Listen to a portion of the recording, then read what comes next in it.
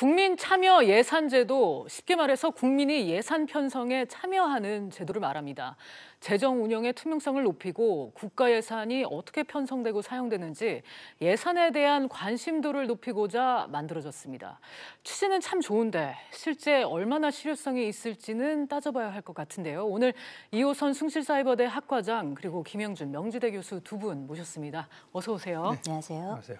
네, 먼저 김영준 교수님, 앞서 이제 국민 참여 예산과 관련해서 시민 인터뷰 내용을 잠깐 들었는데 실제 이제 미세먼지 해결과 관련해서 지금 그런 의견들을 좀 낸 내용이었습니다. 어떻게 보셨습니까? 일단 이제 뭐 미세먼지만이 아니라 우리 사회적 여러 가지 문제들이 있지 않습니까? 이제 미세먼지, 더 나아가서 뭐 자살률이라든지 이혼율이라든지 아니면은 지금 우리 출산율이 굉장히 낮지 않습니까?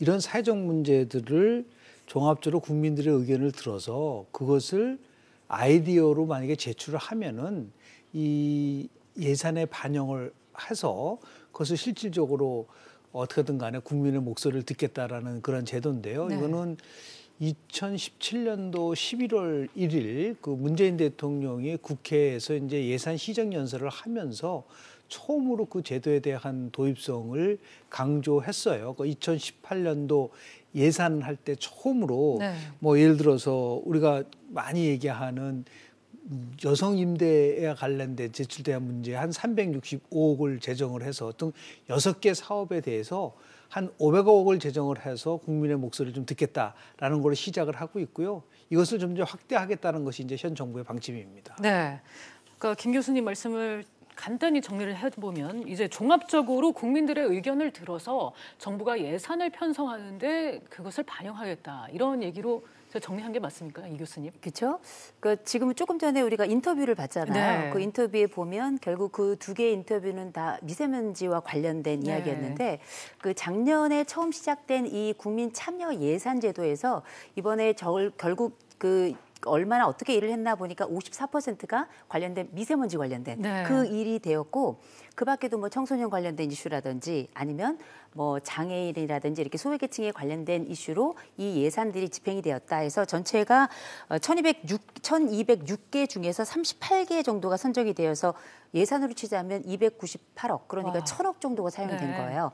상당한 비용이 들어간 건데 이게 제가 볼 때는 어떤 면으로 보면 국민청원제도 우리 국민 그 참여와 관련돼서 청원제도가 있었는데 여기에 경제 버전이 아닐까. 그래서 일명 경제신문고다. 저는 개인적으로 그렇게 이해를 하고 있는데 아무래도 이것과 관련해서는 적어도 우리가 기대 기능도 있을 것이고 좀 우려 기능도 있지 않겠는가 이런 생각이 좀 들어요.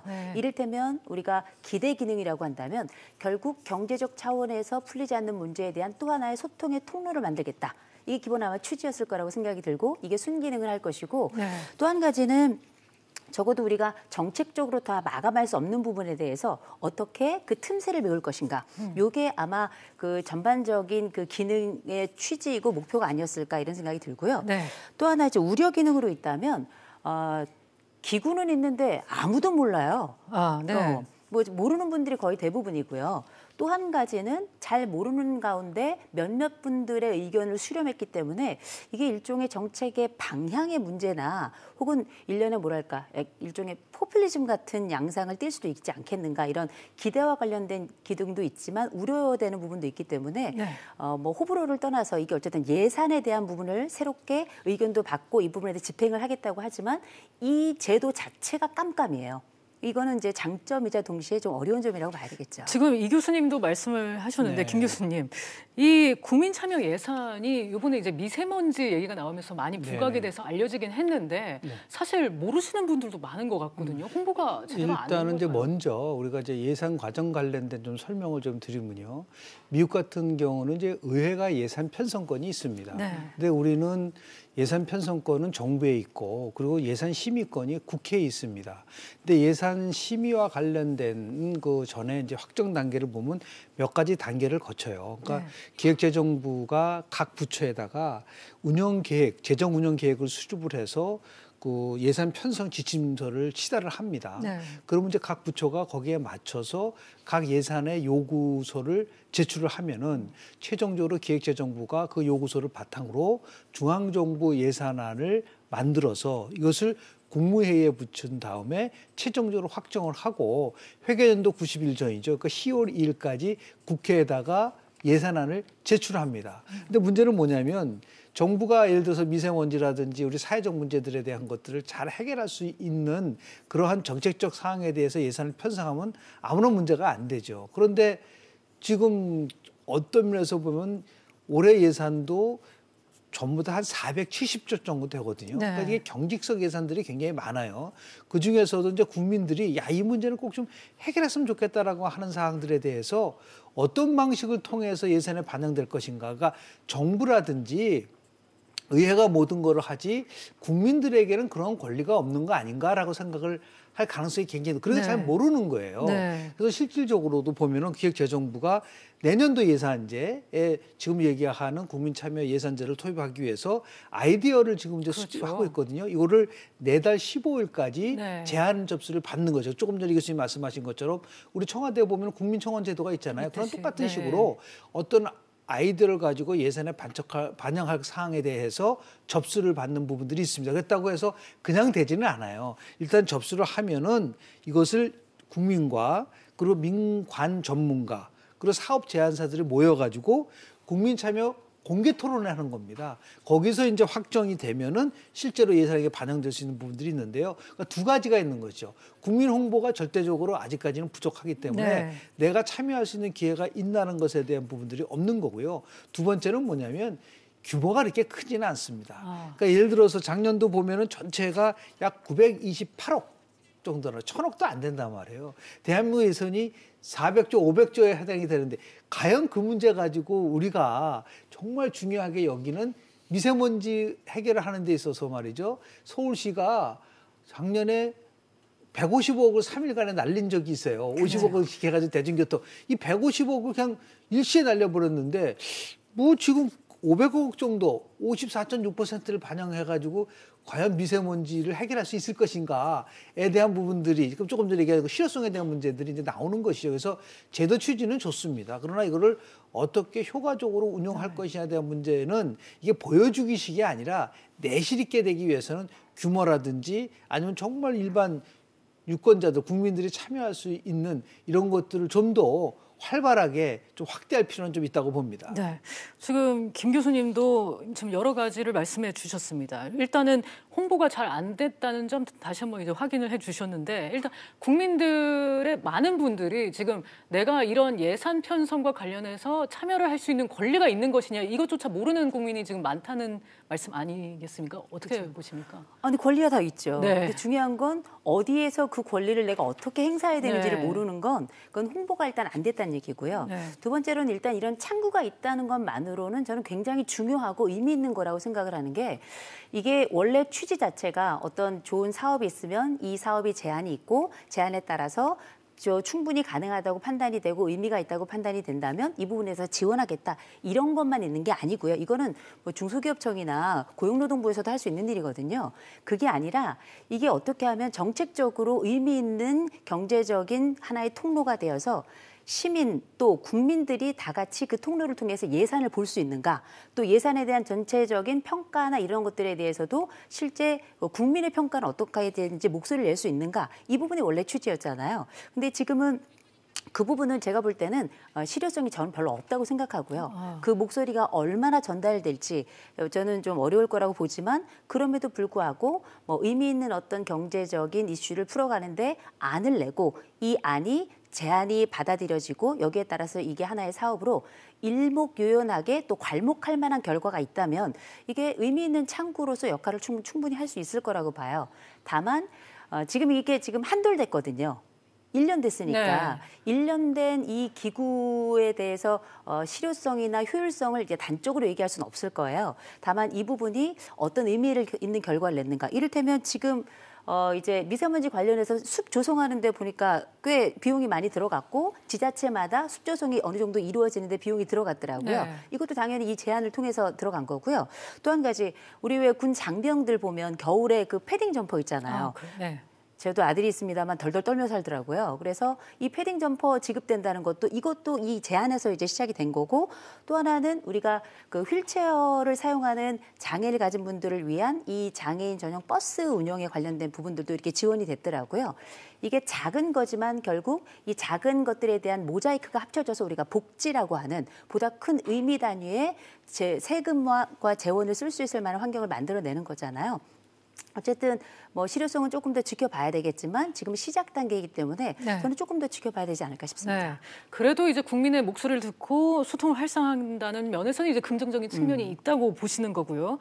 그런데 김 교수님, 그간 예산이 어떻게 편성됐는지 네. 도통 알 수가 없다. 이렇게 비판적으로 맞습니다. 보는 국민들도 있잖아요. 지금 이제 원래대로 따지면은 우리는 국회가 예산을 심의만 하잖아요. 네. 미국 같은 데는 아예 편성권이 있습니다. 그러니까 지금도 보면은 이제 국민이 요구하는 것을 실제로 반영하려고 하면 국민들은 정부가 아니라 국회를 찾아가야 되는 거죠. 만약에 국회에 편성권이 있다고 한다면. 네. 근데 우리는 국회에서 예산 심의하는 과정을 보면 너무 졸속으로 처리하는 경우가 많아요. 그러니까 다시 얘기해서 뭐 정부가 예산을 딱 편성시키면은 그거 가지고 세부적으로 조사하는 것이 아니라 뭐 쉽게 표현하면은 뭐 1조 깎겠다, 뭐 10조 깎겠다 이런 식으로 해서 끝나버리고 또 12월 2일까지는 지금 국회 선진화법 때문에 반드시 국회에서 통과되게끔 이제 법이 바뀌어졌는데 문제는 뭐냐면 예산 편성만 끝나는 게 아니라 결산에 관련된 부분들도 굉장히 꼼꼼히 우리가 네. 좀 살펴봐야 되거든요.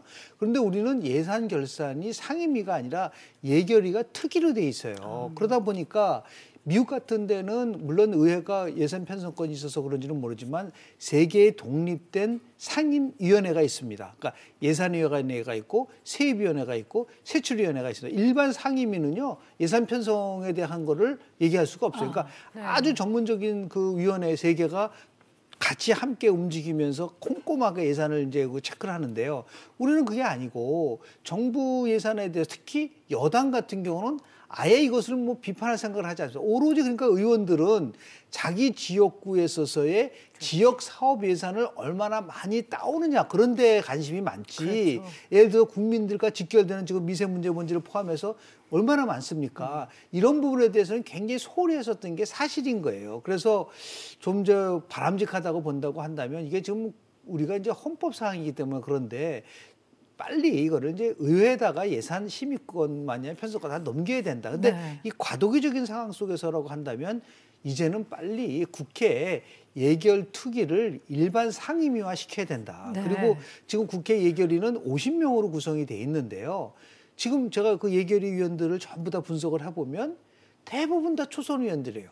1년에 한 번씩 돌아가는 거예요. 그러면 4년 되면은 초선 의원들이 대충 한 번 정도는 예결위에 들어가서 자기 지역구에 예산을 따오르고. 예. 그래서 아마 1월 초에 가면요. 각 지역마다 플래카드가 맞아요. 굉장히 많이 걸려 있을 네. 거예요. 무슨 예산을 제가 따왔습니다. 이렇게 하지 더 중요한 국민의 민생이라든지 국민의 건강이라든지 국민의 안전과 관련된 예산을 위해서는 좀 노력하는 정도가 좀 미흡하다. 그런 의미에서 봤을 때 빨리 예결위를 상임화시키고 거기에 돌아가서 얘기에 참여하는 것이 아니라 정말 전문성 있는 위원들이 들어가고요. 또 하나 이제 국회 내에는 입법지원조직처가 있습니다. 네. 가장 대표적인 게 입법조사처가 있고요. 예산정책처가 있는데 이 예산정책처에서 실은 예산과 관련된 문제를 총괄하고 있는데 그쪽에서의 인력을 더 많이 확충시켜줘야 된다. 그리고 많은 인력들을 만들어서 정부의 예산과 관련돼서 뭐 심의만 하는 것이 아니라 네. 편성에서도 무엇인가를 나름대로 국회 차원에서 요구할 수 있는 이 방향성에 대해서 좀 고민을 좀 해야 될 때가 왔다고 좀 봅니다. 그럼 교수님 말씀을 듣고 드는 생각이 그렇다면 네. 이런 제도를 도입을 한들 얼마나 소용이 있을까요? 그러니까 물론 이제 시작이 네. 중요하죠. 아무것도 없었는데 불구하고 조금씩 이제 바뀌게 되고 이런 이제 시점에 나비 효과라는 게 있습니다. 네. 뭐 아마존 강에서 나비가 날개짓을 하면 하잖아 보이지만 지구 반대편에 해를 일으킬 수 있다. 작은 변화가 큰 결과를 가져올 수 있다는 게 이제 나비 효과의 핵심인데요. 지금 이제 국민참여 예산제도를 통해서 정부라든지 국회가 전혀 예상하지 못했던 그리고 고려하지 못했던 분들을 국민들이 제안을 하면서 이 파급 효과를 크게 가져올 수 있는 네. 부분들이 있거든요. 그런 면에서 봤을 때 아마 좀 정착되기 전까지는 좀 시간이 좀 걸릴 거라고 보는데 문제는 뭐냐면 어떤 제도가 정권이 바뀌면 또 사라져요. 그러니까 예를 그렇죠. 들어서 그런 게 많죠. 저 정부는 진보 정권 때 만든 제도니까 이건 2018년도에 시작된 거거든요. 그러니까 문재인 정부 때 시작된 거다. 그것도 다음에 할 때는 또 자기네들이 새로운 제도를 만들어 가지고 이 제도의 연속성이라는 게 굉장히 떨어지기 때문에 이왕 시작한 거니까 구호도 좋잖아요. 함께 만들고 함께 누리는 국민 참여 예산이라고 한다면 처음 시작은 굉장히 작았지만 더 큰 효과를 가져올 수 있게끔 촘촘하게 더 어떻게 홍보를 하고 어떻게 예산 배정을 그래서 최소한도 그냥 나오는 아이디어가 아니라 예산의 몇 % 정도는 국민 참여를 통해서 하겠다라고 미리 사전에 규정을 하는 것도 하나의 방법일 수도 있다고 봅니다. 네, 지금 김 교수님이 이 제도에 대해서 아직까지 이제 초기 단계긴 하지만 그래도 나비 효과를 기대할 만하다 이렇게 말씀을 해주셨는데 이 교수님도 동의를 하십니까? 이제 시작이니까 그 끝이 어떻게 될지는 지켜봐야 되겠죠. 네. 근데 이제 이번에 보니까 1년 딱 해보고 나니까 어디서 뭐가 문제인지에 대한 얘기들이 아마 나왔던 것 같아요. 그러니까 보니까 몇 가지 그 보완 제도들을 내놨더라고요. 그 중에 하나가 보니 제도 분과를 따로 신설을 해가지고 우리가 이거를 어떠한 제도가 있을 때 이 부분에 관련된 예산을 어떤 식으로 운영하고 여기에 대한 뭐 감시나 모니터링을 어떻게 할 것인가 이런 것들에 대한 전반적인 역할을 할 수 있는 창구를 만들자 이런 게 하나가 있고요. 또 한 가지는 이제 지금 그 예산 국민 참여단이라 그래서 실제 이 예산이 어떻게 집행이 되고 이 사업이 어떻게 운영되는가에 대한 전반적인 평가를 하고 지속적으로 감시하는 그분들이 지금은 300명인데 이제 400명으로 늘리겠다. 이렇게 하고 있고 또 선호도 조사도 뭐 1000명에서 2000명으로 늘린다.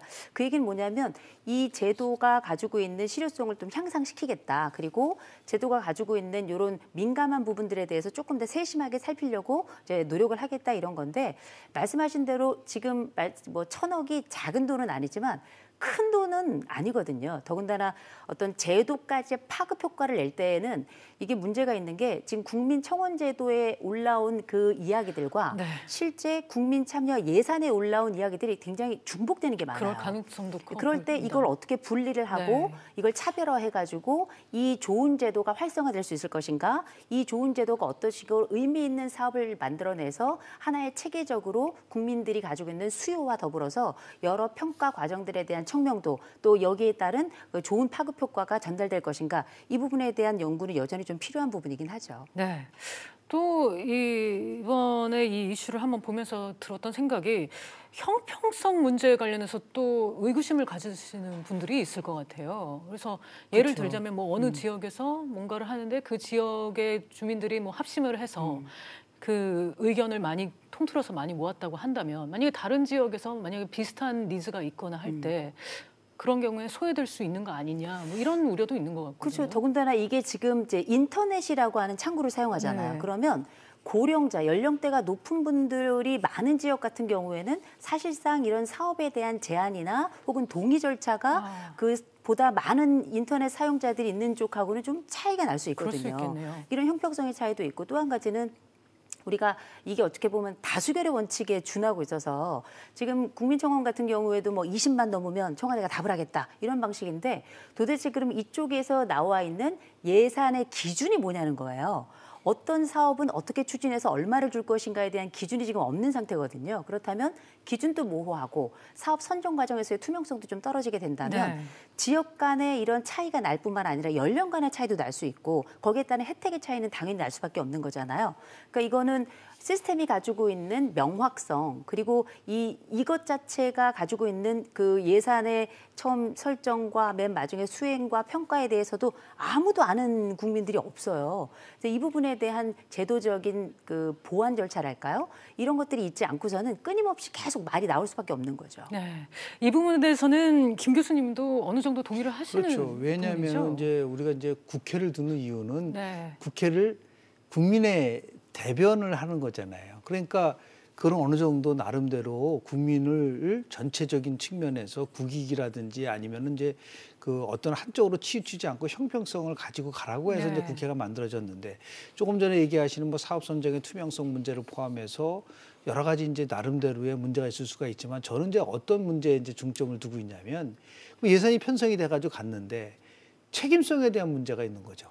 그 사업이 있어서 만약에 문제가 발생됐다고 했을 때 효과가 없다고 했을 때 국정감사를 하잖아요. 우리가 보통 예산에 대해서는 국정감사를 다 합니다. 이제 9월, 10월 달에. 그럼 거기서 나왔을 때 이거를 각 부처마다 이제 예를 들어 이 문제가 있다, 이 문제가 있다 지적을 하면은 이 문제에 대해서 그 예산 제도와 관련돼서 책정된 거가 만약 문제가 있을 때 그러면 그 부처가 그걸 책임지는 거냐.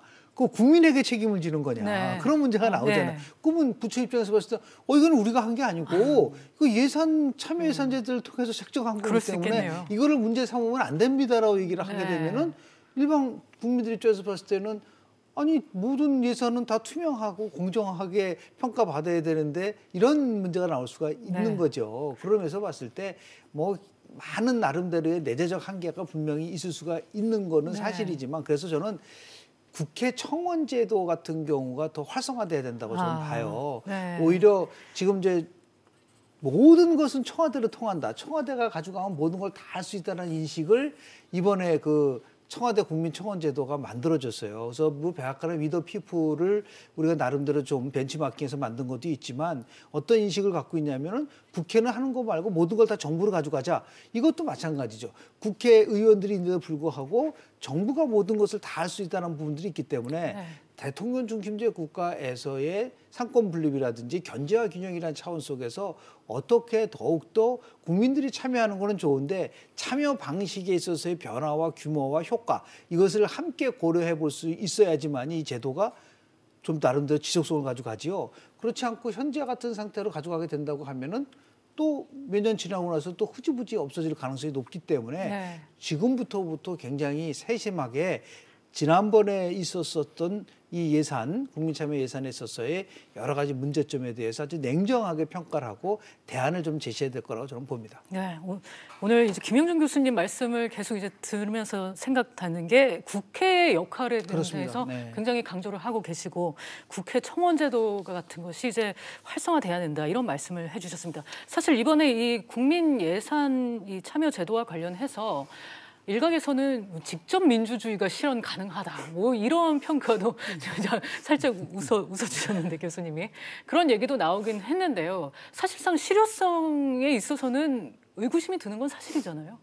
우리가 이제 집단지성 이야기를 하는데 우리가 국민청원제도 경험을 하면서 이 집단지성이 가지고 있는 장점도 있지만 허점과 모순에 대해서도 우리가 체감을 이제 했잖아요. 그래서 너무나도 어이없는 청원에 더 많은 동의가 올라온다든지 또 경우에 따라서는 너무 간절한 것 같은데 그냥 굉장히 사장되는 것 같은 느낌도 있고요. 그래서 집단의 지성이라는 게 결국 집단의 역동에서 기인한 것 같은데 이런 집단의 역동이 이제 기인이 됐을 때 생겨나는 문제는 여전히 포퓰리즘, 정치적 선택으로 갈 가능성이 대단히 높아지잖아요.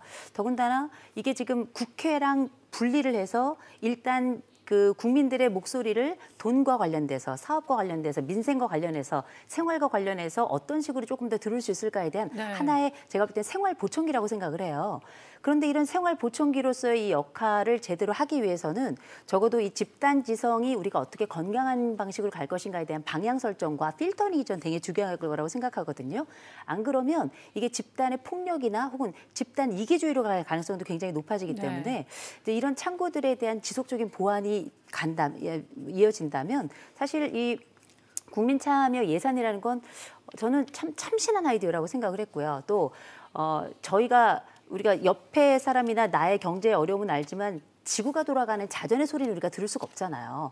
그런데 큰 예산 속에서 어떻게 돌아가는지 모르니 깜깜 예산 속에서 그냥 일상만 살아가는 사람들에게 우리가 작게 시작했지만 목소리가 커져서 결국은 정책에게도 영향을 미칠 수 있고 또 이런 작은 목소리가 하나의 사업이 되어서 어쩌면 이를테면 제가 볼 때는 노인 일자리 사업이나 전 이런 걸 푸는 분들은 노벨 평화상과 노벨 경제학상을 동시에 줘야 된다고 생각을 하거든요. 그러니까 이런 요소들에 대한 사업 제안 이런 것들은 물론 국회가 위에서 탑다운 방식으로 가는 것도 좋지만 아래쪽에 정말 참신한 아이디어들이 올라가서 새로운 그 역사적인 문을 열 수 있을 가능성을 만들어내는 것. 이게 사실 이런 제도가 가지고 있는 힘이거든요. 그러니까 일단은 돌박이이지만 조금 더 지켜봐야 될 것 같고 또 지역이 가지고 있는 여러 특성과 연령대에 따른 특성이 다 보장되는 건 아니지만 여전히 여러 개의 구멍을 열어놓고 여러 개의 창구를 열어놔야 그중에 들리는 소리들 중에 가장 이 시대에 적합하고 또 미래를 위해서 만들어낼 만들어낼 수 있는 또 하나의 아름다운 음악이 만들어지지 않을까 싶습니다. 네, 김 교수님께도 마지막으로 여쭤볼게요. 실효성을 높이려면 어떻게 해야 되겠습니까? 제일 먼저는 이념성이 배제돼야 됩니다. 그러니까 좀 일반 국민이라고 얘기를 하고 있지만은 만약에 공모 채택된 것이 특정 이념 성향이 있는 그러한 것과 관련된 거라고 하면은 오히려 이것이 통합이 아니라 갈등을 조성시킬 수 있는 부분들이 있어요. 그래서 이거는 굉장히 조심해야 될 거라고 보고요. 조금 전에 있었던 작년에 대한 그 평가 부분도 아주 굉장히 냉정하게 해줘야 될 거라고 좀 봅니다. 그래서 미비한 점이 있다 그러면 이제 나름대로 이제 보완을 할 부분들이 있는 것이고요. 더 나아가서 지금 이제 우리가 모든 걸 참여는 100% 다 좋은 거다. 책임지는 참여해야 되는 거죠. 그러니까 나름대로 그 의미가 있으려고 한다고 한다면 참여 확대는 뭐 항상 그 좋은 겁니다. 그러나 중요한 것은 그것을 참여 자체로만 하는 것이 아니라 내실 있는 성과를 가지고 오기 위해서는 제가 얘기한 국민적 갈등을 야기시킨 거라든지 통합을 저해하는 거라든지 이런 식의 논쟁의 여지가 있는 부분 속에서의 사업을 선정할 때는 역풍이 불 수 있다라는 말씀을 좀 드립니다. 네. 오늘은 국민 참여 예산제도 실효성을 둘러싼 논란과 관련해서 이호선 숭실사이버대 학과장과 김영준 명지대 교수 두 분과 함께 자세하게 얘기 나눠봤습니다. 두 분 오늘 시간 감사드립니다.